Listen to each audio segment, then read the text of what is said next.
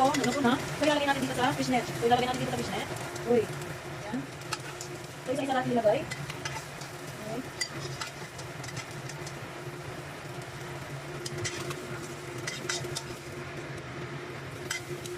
So, ito na siya. So, ayan na. Ngayon, ilalagay natin. Isisid natin or ibubuhol natin ang tali. Yan. So, bubuhulin natin. Ganyan. Ayan, guys.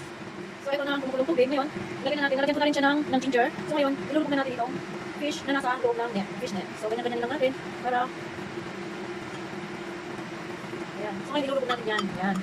Ganyan siya. Tapos, dudurog-durugin natin ngayon yung nasa loob. Para yung lasa ng fish, ay mapupunta na sa soup. Ayan, guys. So, ngayon, ilagay na natin itong kamatis or tomatoes. Ayan.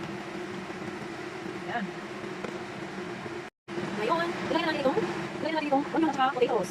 Ayan. So, yan ang napasustansya natin soup for tonight. So, yan guys. So, ngayon, papakulan natin ito ng isang oras para masarap na masustansya para soup. Ngayon, papakulan natin ito kasi papakulan natin ito ng isang oras. So, ito yung patatas.